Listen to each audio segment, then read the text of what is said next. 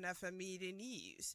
I am Iniolua Adekoya. First, the headlines.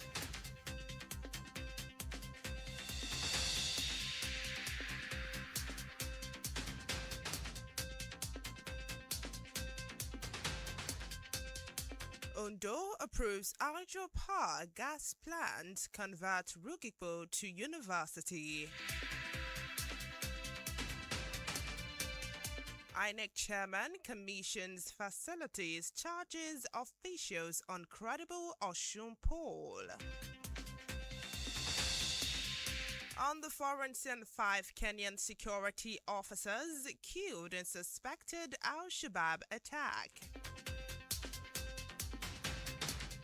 And in sport, ruthless Malawians wallop Falcons.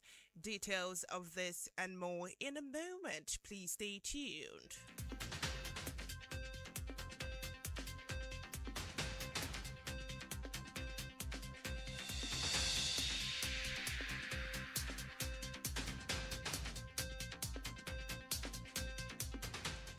Glad to have you back, and the news in detail, beginning from the home front.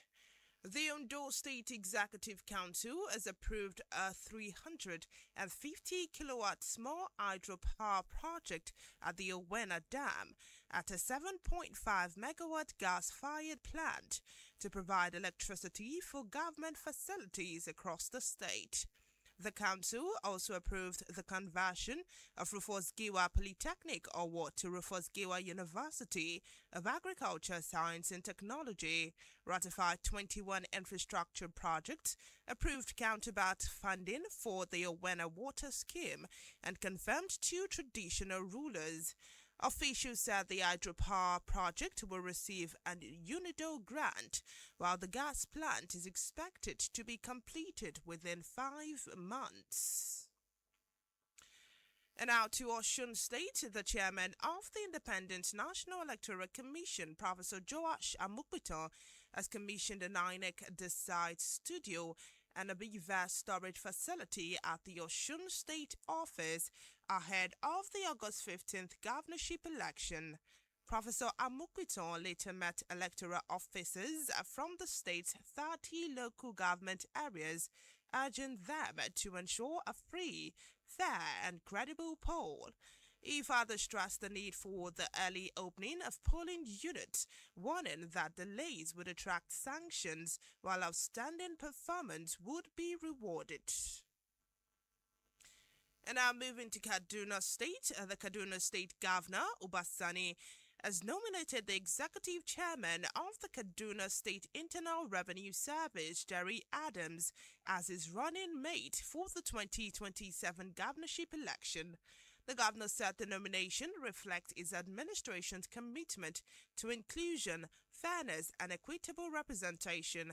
He described Adams as an experienced public servant and tax administrator who has strengthened the state's revenue system. Governor Uba Sani added that the choice underscores his vision of a united, peaceful and prosperous Kaduna state built on merit, competence and character.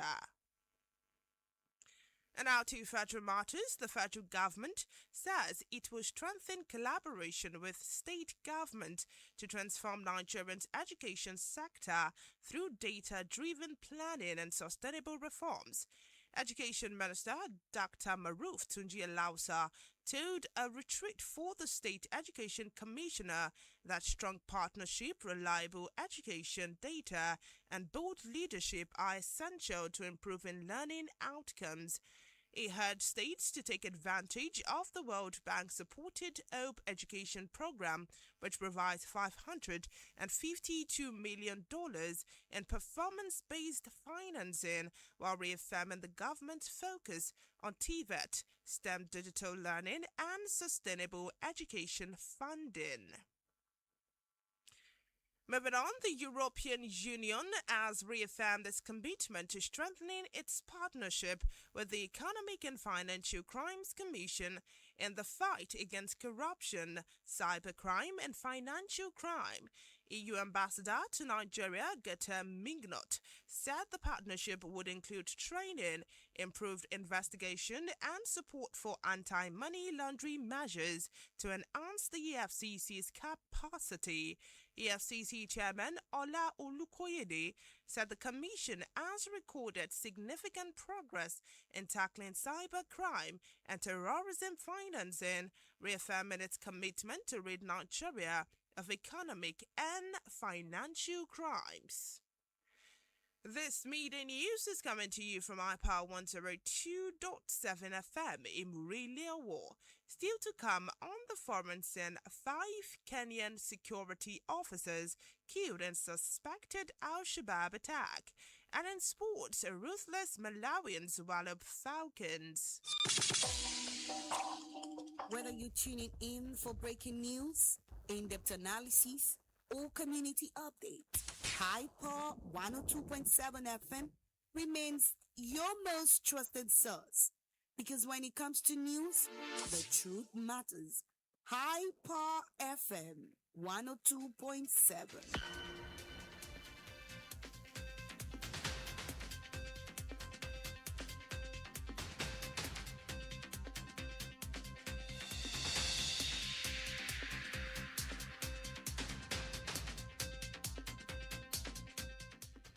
Welcome back. To be part of our program, follow us on Facebook, Instagram, X, and TikTok at iPower1027FM. We are also on Radio Garden. And our 2 foreign martyrs, 5 Kenyan security officers, have been killed during a clash with suspected Al-Shabaab militants in Mandera County near the Somali border. Police said the officers were on patrol when they came under attack near Wante Dam. Reinforcement troops were later hit by a roadside bomb that destroyed an armored vehicle, though no further casualties were reported. Security forces have launched an operation to track down the attackers. Al-Shabaab has carried out repeated attacks in Kenya's border region, targeting security personnel and civilians. Still talking foreign martyrs, Israeli settlers' attacks on Palestinian villages in the occupied West Bank have become a weekly occurrence.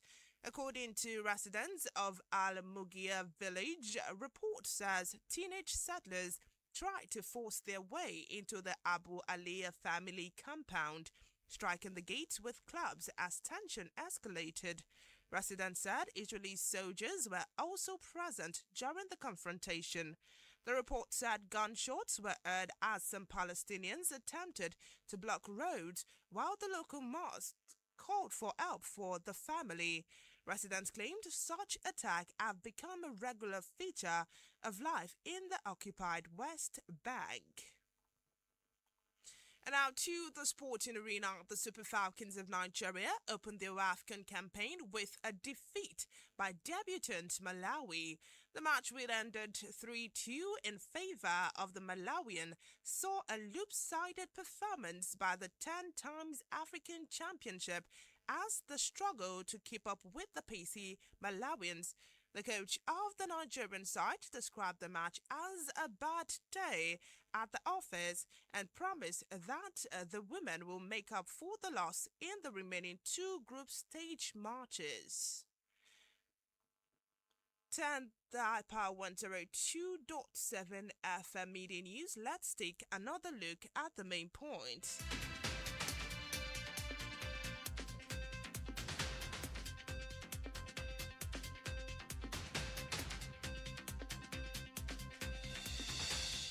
We told you in the course of the bulletin that the Ondo State Executive Council has approved a 350 kilowatt small hydropower project at the Owena Dam and a 7.5 megawatt gas-fired plant to provide electricity for government facilities across the state.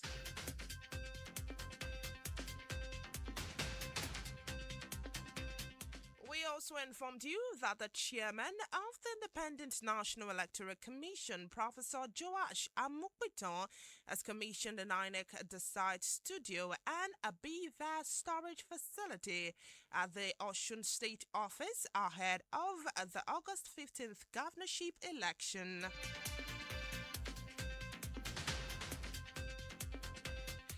On the foreign scene, we informed you that 5 Kenyan security officers have been killed during a clash with suspected Al-Shabaab militants in Mandera County near the Somali border.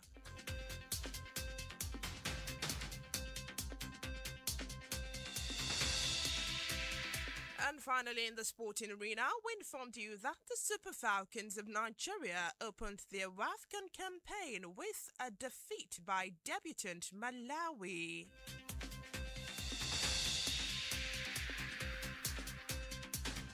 That was the iPower 102.7 FM Media News, edited by Akin Adebayo. I am Iniolua Adekoya. Many thanks for listening and a beautiful afternoon to you.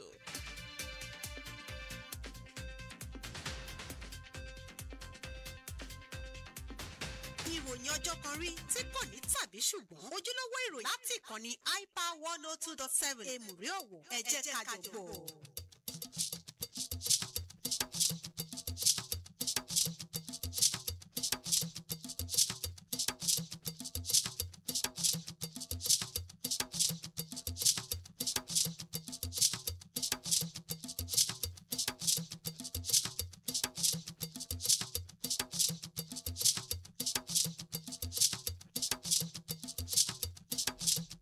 Kásán ìròyìn ọjọ́ kọrin lòdì sí etí ìgbọ̀nyìn láti ìkànnì iPower 102.7 FM.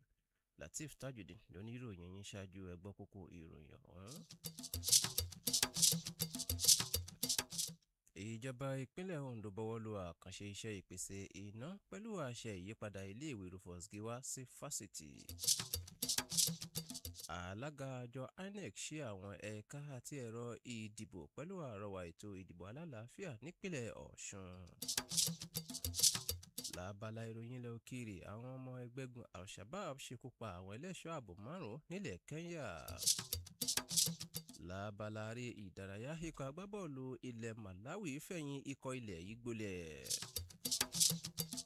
Àwọn ìròyìn wọ̀nyí àti ìmọ̀ràn mìíràn lẹ́ẹ̀mọ́ gbẹ̀kún rẹ̀ tá a bá padà dé, ẹ má yí kúrò ń bẹ́ẹ̀.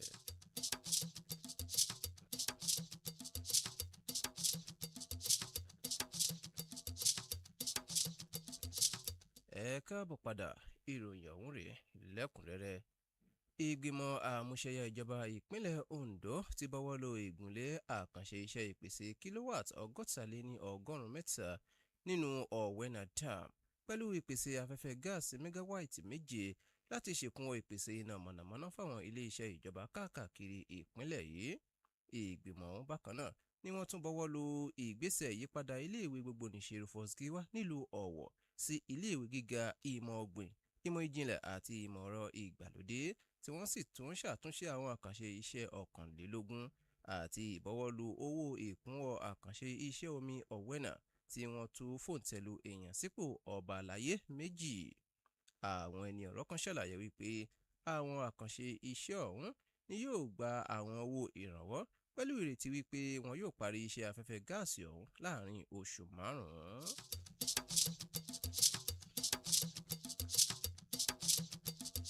Alága àjọ elétò ìdìbò nílẹ̀ yìí ọ̀mọ̀wé Josh Amokpitan ti ṣí àwọn oríkò ìṣàkóso àjọ náà kan àti oríkò ìpamọ́ ẹ̀rọ BVAS nílé iṣẹ́ àjọ náà nípínlẹ̀ Ọ̀ṣun níbi ètò ìdìbò sípò gómìnà nípínlẹ̀ náà ti ṣe ń súnmọ́. Amokpitan lẹ́yìn èyí ni ó ṣèpàdé pẹ̀lú àwọn ọmọ àjọ náà káàkiri ìjọba ìbílẹ̀ 30 níbi tí ó ti pàrọwà ètò ìdìbò tó yanrantí tí kò sì ní kọ̀ǹkọ̀ nínú. Bákan náà ni ó pàrọwọ̀ ṣíṣí àwọn oríkò ìdìbò sásìkò pẹ̀lú ìkìlọ̀ wípé ẹnikẹ́ni tí ó bá pẹ́ kí ó tó ṣí oríkò ìdìbò tiẹ̀ ni yóò fara gbẹgbà, tí wọn yóò sì tún ṣe ìwúrí fún ọmọ àjọ náà tí ó bá ṣe iṣẹ́ rẹ̀ bí iṣẹ́.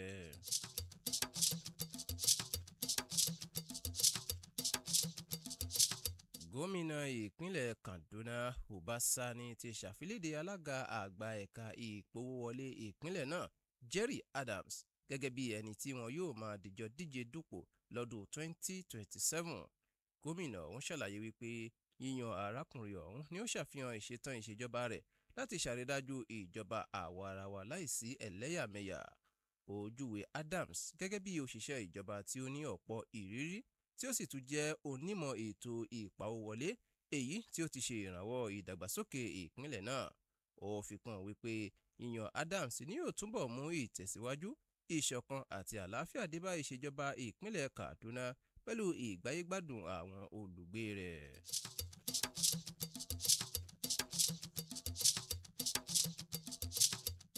Ìjọba àpapọ̀ ti fohùn lédè wípé wọ́n ti ṣetán láti ní ìfọwọ́sowọ́pọ̀ pẹ̀lú àwọn ìjọba ìpínlẹ̀ láti ṣe ìgbélárugẹ ètò ẹ̀kọ́ ilẹ̀ yìí pẹ̀lú ìpèsè àwọn ọ̀nà àǹtọ̀ nípa àwọn ìgbésẹ̀ ọjọ́ iwájú tó dára. Mínísítà fẹ́tò ẹ̀kọ́ nílẹ̀ yìí Túnjí Aláùsá ní ó fọ̀rọ̀ yìí lédè níbi ètò àpéjọ àwọn kọmíṣánná ètò ẹ̀kọ́ láwọn ìpínlẹ̀. Ó rọ àwọn ìpínlẹ̀ láti ṣàmúlò ètò ìrànwọ́ ẹ̀kọ́ tàjọ báǹkì àgbáyé èyí tí ó pèsè owó ìrànwọ́ tó tó mílíọ̀nù 105 ó lé díẹ̀ pẹ̀lú àlàyé ìṣetán ìjọba ilẹ̀ yìí láti bójútó oríṣiríṣi ètò ìgbàlódé ìṣèkúnwọ́ ètò ẹ̀kọ́ pẹ̀lú owó ìrànwọ́.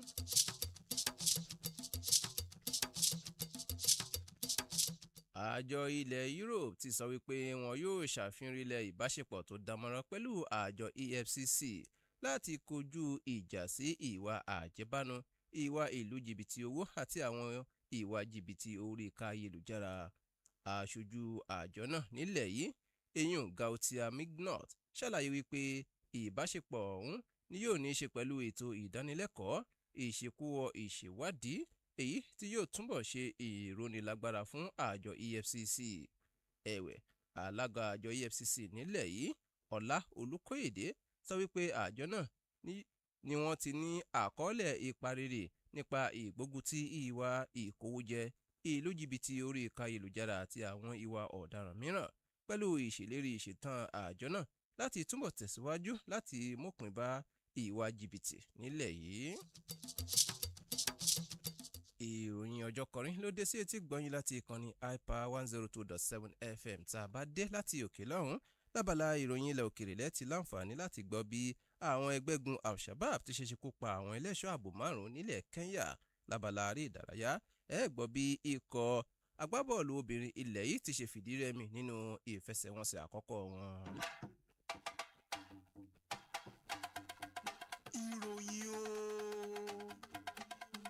Ìròyìn láti ìkànnì iPower 102.7 FM.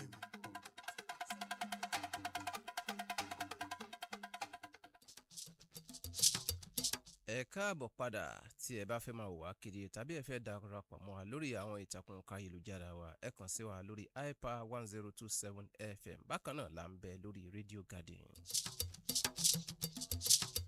Ní báyìí lábala ìròyìn ilẹ̀ òkèèrè, àwọn ẹlẹ́ṣọ́ ààbò 5 nílẹ̀ Kenya ni wọ́n ti pàdánù ẹ̀mí wọn látàrí rúgúdù tí ó wáyé láàrin wọn pẹ̀lú ẹgbẹ́gun Al-Shabab nílùú Mandera lágbègbè ibùdó ilẹ̀ Somalia.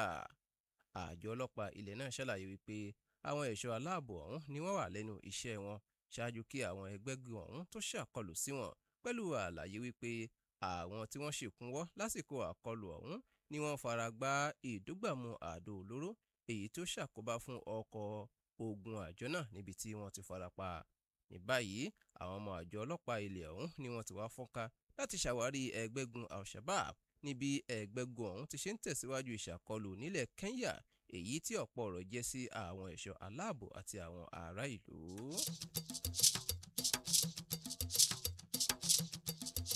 Bákan náà lábala ìròyìn ilẹ̀ òkèèrè, àwọn ọmọ ilẹ̀ Israeli tí wọ́n níbùdó sílẹ̀ Palestine ni wọ́n ti tún ṣàkọlù sáwọn olùgbé agbègbè ẹ̀bá omi ilẹ̀ náà. Ìròyìn fi léde wípé àwọn ọ̀jẹ̀wẹ́wẹ́ ilẹ̀ Israeli ọ̀hún ni wọ́n gbìyànjú láti fi ipá wọ ilé ìgbé mọ̀lẹ́bí Abu Halia níbi wọ́n ti ṣe kó pọ́npọ́ ti ẹnu ọ̀nà àbáwọlé èyí tó ṣokùnfà rúgùdù, pẹ̀lú àlàyé wípé àwọn ọmọ ogun ilẹ̀ Israeli tí wọ́n bẹ níbẹ̀ nígbà tí ìṣẹ̀lẹ̀ ọ̀hún ṣẹlẹ̀ ni wọ́n kọ̀ láti dá sí ọ̀rọ̀ náà. Bákan náà ni ìròyìn fi léde wípé ìró ìbọn ni ó padà gba agbègbè ọ̀hún níbi àwọn ọmọ ilẹ̀ Palestine ti ṣe dí ojú pópó tí àwọn mìíràn sì farapamọ́ sínú mọ́ṣáláṣí tó fi mọ́ àwọn mọ̀lẹ́bí arákùnrin ọ̀hún látàrí ìrúgúdù ọ̀hún. Wọ́n fi kún wípé ìṣàkọlù yìí ni ó ti wá di mọ́líkì látọwọ́ àwọn ọmọ ilẹ̀ Israeli tí ń gbé nílùú ọ̀hún. Lákòótán labalare ìdárayá, ikọ̀ agbábọ́ọ̀lù obìnrin ilẹ̀ yìí eyín Super Falcons ni wọ́n ti ṣíde ìdíje wọn pẹ̀lú ìfìdírẹmi nínú ìdíje àwọn obìnrin ilẹ̀ adúláwọ̀ níbi ikọ̀ ilẹ̀ Malawi ti ṣe gbèwúrò sí wọn lójú. Ìfẹsẹ̀wọnsẹ̀ ọ̀hún ni ó parí pẹ̀lú àmì ayò 3-2 ni ó jẹ́ ìjákulẹ̀ fún ikọ̀ ilẹ̀ yìí níbi wọ́n ti ṣe lákọọ́lẹ̀ ìjáwé olúborí 10 ṣáájú ìdíje yìí. Akọ́nimọ̀ọ́gbá ikọ̀ ilẹ̀ yìí bákan náà júwe ìfìdírẹmi ọ̀hún gẹ́gẹ́ bí ohun tí ó dunni jọjọ pẹ̀lú ìlérí wípé ikọ̀ ọ̀hún ni yóò túra mú tí wọn yóò sì jáwé olúborí láwọn ìfẹsẹ̀wọnsẹ̀ méjì tí ń bẹ níwájú. Ǹjẹ́ kí a tó mú ìròyìn ọ̀jọ̀kọrin wá sópin ẹ̀já gbọ́ kókó àmẹ́nubà lẹ́ẹ̀kan sí i.